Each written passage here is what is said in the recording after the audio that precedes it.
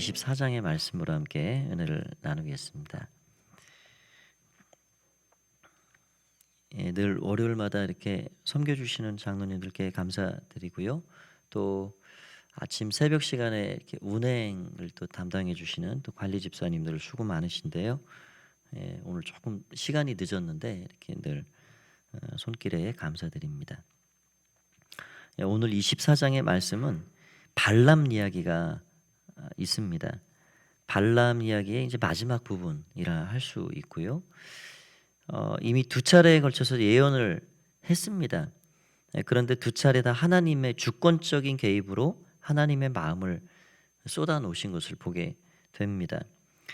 모압 왕 발락은 기대를 했는데 기대에 대한 실망이 가득했고요.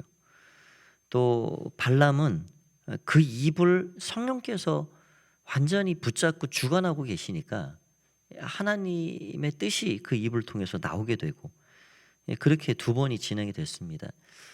그런데도 한 번을 더 하자. 우리나라도 3-4번이라 그러듯이 한 번만 더 해보자. 그렇게 한 번을 더 하게 됐죠. 그렇게 해서 제단을 의리하게 또 쌓고 자리를 마련해주고 고관대작들을 불러서 사람을 모으고 이제 분명히 첫 번째와 같이 똑같이 그렇게 했을 겁니다. 그런데 제단을 아무리 화려하게 쌓고 뭐 사람을 많이 불러놓고 해도 하나님하고 상관이 없는 제단이죠. 우리가 드리는 예배, 우리의 신앙생활 또 교회의 모습 이런 것들을 조금 살펴볼 수가 있죠. 예배당이 아무리 조명이 휘황찬란하고 뭐 이런 시스템들이 최고급이고 고가 의자에 광단이 화려하고 그렇게 해도 하나님과 코드가 맞지 않는 하나님의 마음에 합하지 않는 예배가 될 수도 있다라는 겁니다. 그래서 우리는 늘 하나님의 마음이 무엇인가, 하나님의 코드에 우리의 마음을 잘 합해 가야 하는 거죠. 우리나라 사람들은 늘 그런 말을 많이 하죠. 지성이면 감천이다. 정성을 뭐 쏟고 또 쏟으면 하늘이 감동을 한다. 어떻게 보면 우리 신앙생활도 뭐 그 말이 틀린 말은 아닌데 신앙 안에서도 그러나 더 중요한 건 하나님의 말씀, 이 진리 안에서 그게 가능한 말입니다. 우리 선조들은 정한수 떠놓고 손이 닳도록 빌었죠. 누구에게 비는지도 잘 모르고 하는 거죠. 하늘이 감동하겠지. 뭐 3,000배를 무릎이 깨지도록 하면 뭐 누가 감동하겠지. 소원이 이루어지겠지. 여러분 열심히 생명을 주는 게 아닙니다. 지성이면 감천이라는 말에 우리가 속을 필요도 없고 그러지도 않는 거죠.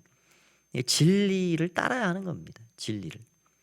그래서 우리가 하나님의 보좌 앞에 나아갈 유일한 길은 예수 그리스도입니다. 그분이 길을 열어주시고 우리의 생명이 되어주시고 하기 때문에 예수님을 통해서 우리가 나아갈 때 그 예수님 안에서 우리가 열심도 내고 예수님 안에서 땀도 흘리고 예수님 안에서 우리가 충성을 다할 때 그것이 정말 생명을 살리는 그런 결실이 되는 거죠. 뭐 물 떠놓고 손바닥이 닳도록 빌고 뭐 내가 아무거나 열심히 하면 누구라도 감동하겠지. 하늘이 감동하겠지. 여러분 그런 게 아니라는 거죠. 오늘 발락이 지금 이 제단을 7개나 쌓아놓고 순양, 뭐 송아지 사람들을 그렇게 막 다 불러 모아놓고 세 차례를 지금 이렇게 한들 하나님하고는 관계가 없는 제단이라는 거죠. 그래서 늘 우리가 뭐 초가상간 그렇게 허름한 장소에 예배한다 해도 우리의 환경 여하를 떠나서 하나님 앞에 우리의 정말 이 마음이 진리 안에서 맞닿아지는 이 코드가 맞는 그런 하나님이 받으실 만한 예배를 우리가 올려드리는 것이 하나님 기쁘게 받으시는 예배다 하는 것을 알게 됩니다. 그렇게 해서 발람의 이런 발락의 의도를 따라서 발람이 세 번째 예언을 하게 됐고요. 하나님은 그 발람의 입술을 붙잡아 주셔서 강력하게 그 하나님의 말씀을 선포하게 하십니다. 여기 나오는 이제 5절 9절 말씀이 이 발람의 입을 통해서 지금 나오는 하나님의 말씀들인데요. 야곱을 얼마나 사랑하고 축복하는지요. 야곱이여 내 장막들이, 이스라엘이여 내 거처들이 어찌 그리 아름다운고. 그 벌어짐이 골짜기 같고 강가의 동산 같으며 여호와께서 심으신 침향목들 같고 물가의 백향목들 같도다. 물가에 심겨진 그런 입이 청청하고 열매 맺는 그런 흔들리지 않고 쇠하지 않는 백향목같이 하나님께서 그 거처를 주시고 은혜를 베푸신다. 또 7절에 그 물통에서는 물이 넘치겠고 그 씨는 많은 물가에 있으리로다. 그 나라가 흥왕하리로다. 흥왕하게 된다는 거죠. 8절에는 적국을 삼키겠다. 그렇게 말하고요. 그 이스라엘 백성들을 축복하는 자마다 복을 받을 것이고 그 백성을 저주하는 자마다 저주를 받게 될 것이다. 이 말씀만 봐도 하나님께서 그 택한 백성들을 향한 그 사랑과 그 마음이 어떤 거를 우리가 너무너무 잘 알게 됩니다. 그런데 이러한 말씀을 지금 발락은 3번을 듣게 되는 거죠. 거의 비슷한 말을 하나님께서 이스라엘 백성을 절대로 저주할 마음도 없고 저 백성들은 하나님이 붙잡고 계시고 책임져 가시는 백성이구나. 그 발람의 입에서 나오는 말씀을 바로 옆에서 이 발락이 들었단 말이죠. 들었는데도 불구하고 이 발락이 살 길을 찾지 않습니다. 사실 이 발락과 모압이 살 수 있는 길은 화친을 청하는 거죠. 내가 당신들 민족을 대항할 수 없어. 하나님이 당신들을 붙잡고 있고 이렇게 내가 저주를 하려고 모략을 세웠는데 이게 어리석은 일이라는 건 내가 이제 깨달았어. 우리 문 열어줄 테니까 우리가 화친합시다. 그렇게 하면 모압과 발락이 살 길이 열립니다. 그런데요, 악인들의 이 특성을 보면 꼭 바로와 같아요. 10가지 재앙을 다 당하고 나서야 그때 손을 듭니다. 그런데 그것도 손 드는 척하는 거죠. 끝까지 갈 때까지 가는 거죠. 그렇게 깨달음이 없습니다. 깨닫지 못하는 백성은 멸망하는 짐승과 같도다. 이 잠언 말씀에 있는 구절인데 바로가 또 군사들을 이끌고 홍해까지 쫓아오는 거 아닙니까? 결국 이 홍해 바다의 수장이 되고 다 거기서 끝장이 나야 거기서 손을 드는 거죠. 여러분 사람들의 마음이 참 강팍하게 이를 때 없습니다. 그게 누구 얘기가 아니고요. 우리가 그래요. 우리 마음이 한편으로는 그렇습니다. 그래서 요한계시록에 보면요. 우리가 때가 되면 이제 3년 정도 지나면 계시록까지 우리가 가잖아요. 뭐 그 안에 살펴볼 시간이 있으면 뭐 좀 보면 좋겠는데 하나님께서 7가지 이 인재앙, 나팔재앙, 대접재앙 이 수없는 재앙을 연속으로 계속 내리시는데도 불구하고 하늘을 향해 삿대질을 하는 겁니다. 죽어가면서도 삿대질을 하는 거예요. 여러분 무서운 얘기들이 나옵니다. 절대로 그렇게 마음을 풀지 않습니다. 그 인간의 강팍함이 그렇게 강하다는 거예요. 살 길은 어디 있느냐? 엎드리면 삽니다. 엎드리면. 우리 성경을 봐서 그걸 알잖아요. 엎드리면 살 길이 거기 있습니다. 아하방도 엎드릴 때 굵은 베옷을 입고 죄를 뒤집어 쓰고 나봇의 포도밭을 빼앗았을 때 엘리야가 심판을 하잖아요. 엎드리면 거기에 살 길이 있어요. 누구든 마찬가지입니다. 십자가의 강도도 엎드리는 마음으로 주님 나를 기억해달라고 그러면 거기 살 길이 있는 거예요. 우리 마음이 어떠한 한 부분에 끝까지 강하게 붙잡고 있는 부분들이 있어요. 우리가 믿음 안에 있으면서 때로는 그런 것들이 있습니다. 누구를 향한 어떤 그 원망의 마음, 미움의 마음, 끝까지 풀지 않는 마음, 그것도 강팍함의 일종입니다. 우리가 그런 것들을 다 내려놔야 합니다. 엎드려야 합니다. 풀어내야 합니다. 하나님 바라보실 때 혹 그런 것들이 우리 안에 있으면 그걸 빨리 내려놔야 합니다. 하나님 앞에서 그래서 늘 모든 전 존재가 우리의 마음이 깊이 있게 내려지고 엎드려지고 오늘 우리가 찬양을 드렸듯이 천부여 의지 없어서 손 들고 갑니다. 주님이 나를 외면하시면 내가 어디로 가겠습니까? 그런 부분이 하나도 없도록 너는 왜 그 마음을 끝까지 풀지 못하고 왔느냐? 그런 일이 없도록 우리가 하나님 앞에 모든 것들을 다 올려드리고 맡기고 엎드리는 마음으로 나아가야 하는 거죠. 오늘 그렇게 해서 이 예언을 발람의 입술을 통해서 하게 됐고 하나님의 마음이 드러나게 됐습니다. 그런데 이런 이 발람의 예언을 3번이나 듣고도 풀지 않는 이 발람을 향해서 썩 꺼지라, 심한 말로는 그렇게 말하고 있는 거죠. 11절 그러므로 그대는 이제 그대의 곳으로 달아나라. 내 눈에 보이지 않도록 빨리 달아나라. 썩 꺼지라. 이제 필요 없다. 이제 이렇게 이야기를 하는 거죠. 이런 발락을 향하여서 발람이 뭐 시키지도 않았는데 연속으로 또 예언을 하게 됩니다. 그러면서 여러 가지를 말씀하는데 민족들에 대한 심판도 이야기하고요. 그런데 여기 17절을 한번 보시기 바랍니다. 17절을 보면 그렇게 되어 있습니다. 같이 한번 읽어볼까요? 시작. 내가 그를 보아도 그때의 일이 아니며 내가 그를 바라보아도 가까운 일이 아니로다. 한 별이 야곱에게서 나오고 한 규가 이스라엘에게서 일어나서 모압을 이쪽에서 저쪽까지 쳐서 무찌르고 또 셋의 자식들을 다 멸하리로다. 아멘. 이게 이제 이 발람의 입술을 통해서 예언이 나옵니다. 예언이. 이것도 이제 메시아 예언 가운데 하나이죠. 하나님께서 그렇게 말씀하시기를 한 별이 야곱에게서 나오고 한 규가 이스라엘에게서 일어나겠다. 1차적으로는 다윗을 말합니다. 이스라엘 민족에게 별처럼 나타난 다윗. 그가 한 별처럼 나타났고 한 규, 그런 집권자로 주권자로 드러나게 됐다는 거죠. 그리고 궁극적으로는 다윗의 씨를 통해서 이 땅에 오실 메시아를 말씀하고 있는 겁니다.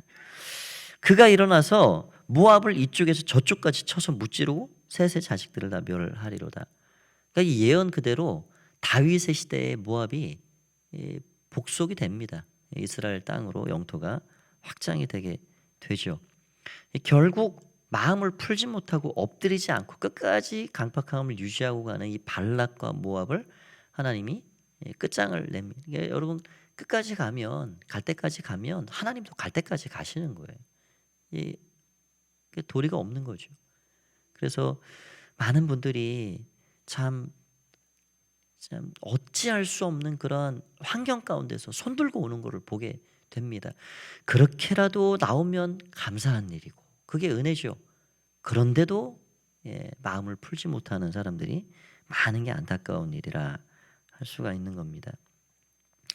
여러분 인간이 하는 모든 계획과 도모가 하나님의 뜻을 어그러뜨릴 수 없는 것을 오늘 이 발락의 도모를 통해서 보게 됩니다. 다 물거품같이 사라지게 되는 것이죠. 더 낮아지고 더 겸손하고 그렇게 우리의 마음을 하나님 앞에 올려드리며 나아가야 할 것입니다. 그런데 이 발람의 이야기가 여기서 끝나는 게 아니고요. 내일 이제 25장에는 발람이 안 나옵니다. 그런데 이 발람의 히든 스토리가 있습니다. 25장을 넘어가기 전에 25장이 발람과 연관이 되어진 사건이라 할 수가 있는데요. 발람이 이러고 이제 발락에게 쫓겨나듯이 고국으로 돌아가게 되죠. 복채를 아마 못 받았겠죠. 그러니까 이 탐심에 이끌려서 사실 모압 땅까지 왔는데 하나님의 뜻이 아니라는 것을 사인을 듣고도 마음이 자꾸 이 복채에 관심이 가고 높은 관직에 관심이 가고 그러니까 그냥 2번 내가 하나님 또 무슨 말씀하려나 한번 들어보겠다. 그러면서 해가지고 이 땅까지 왔는데 지금 뭐 이렇게 내 입술이 아니라 성령께서 붙잡으셔가지고 이스라엘을 자꾸 축복하게 하고 그러고 이제 고국으로 돌아갔단 말이죠. 그런데 거기에서 이 발람이 그 모든 도모를 그친 게 아닙니다. 아마 이 발락하고 모종에 또 어떤 계약이 또 있었는지는 모르겠습니다. 저 이스라엘 백성들을 무너뜨릴 수 있는 거는 방법이 있다. 죄를 짓게 하면 된다. 죄를 짓게. 또 다른 어떤 이 카드를 쓴 거예요. 죄를 짓게 만들면 된다. 그래가지고 이 발락의 도모에 의해서 25장의 사건이 일어나게 되는 겁니다. 그럼 어떻게 알 수 있냐? 계시록 2장 14절 말씀 보면 이렇게 되어 있습니다. 그러나 내게 두어 가지 책망할 것이 있나니 거기 내가 발람의 교훈을 지키는 자들이 있도다. 발람이 발락을 가르쳐 이스라엘 앞에 올무를 놓아 우상의 제물을 먹게 하였고 또 행음하게 하였느니라. 이게 이제 이 버가목 교회를 향한 말씀 가운데 있는데요. 발람이 발락을 가르쳐서 모압 사람들이 우상에게 절하고 함께 음식을 먹는데 동참을 하게 했다는 거예요. 그리고 거기서 행음을 하게 했다. 쉬운 말로 미인계 작전을 쓴 겁니다. 미인계 작전을 써가지고요.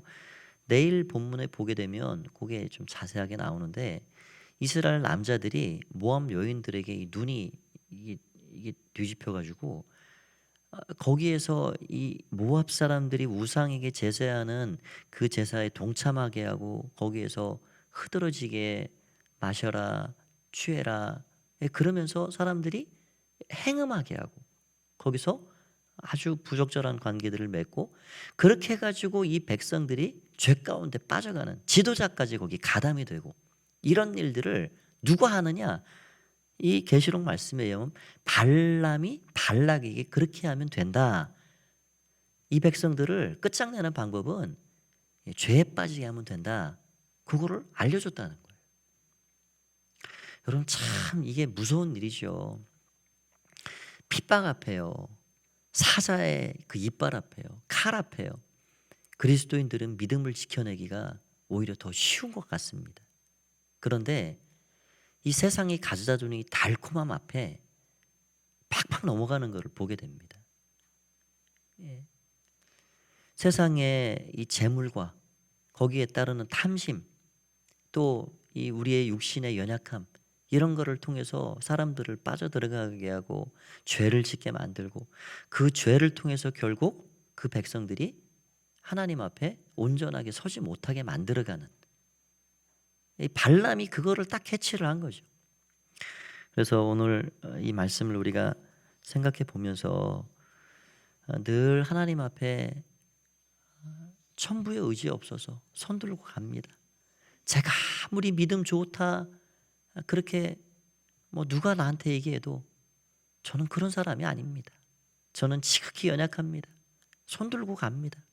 엎드리는 마음으로 하나님 늘 시험과 참 이 유혹이 많은 세상에서 내 마음을 지켜주시고 하나님이 주시는 그 마음을 늘 믿음을 간직하고 살 수 있도록 도와주옵소서. 그런 마음으로 하나님 앞에 살아가야 하겠습니다. 내일 본문을 통해서 또 연속으로 더 그 내용들을 살펴보도록 하겠습니다. 오늘도 복된 하루 되시기를 주의 이름으로 축원드립니다. 기도하겠습니다. 하나님 아버지 은혜를 감사합니다. 우리의 살 길은 주님 앞에 있습니다. 엎드리는 마음으로 모든 것 내려놓는 마음으로 손 들고 나아가는 마음으로 항복하는 마음으로 늘 살게 하여 주시옵소서. 어떠한 붉은 죄를 졌더라도 그 앞에 나아가면 십자가 앞에 나아가면 예수 앞에 나아가면 우리 주님은 묻지 않으시고 한량없는 은혜와 자비를 베풀어 주시는 주님이신 줄 믿습니다. 주님 우리의 마음을 늘 하나님 앞에 드리고 살게 하시고 또 세상 죄악 가운데 유혹이 많고 시험이 많은 이 세상 가운데 우리 마음이 늘 하나님 앞에 지켜지고 하나님이 기뻐 받으시는 믿음의 사람으로 살아갈 수 있도록 축복하여 주시옵소서. 오늘도 우리의 발걸음 지켜주시고 기도하는 모든 시간 성령 하나님 이끌어 주시기를 간절히 바라고 소원하올 때에 예수님의 이름으로 기도하옵나이다. 아멘.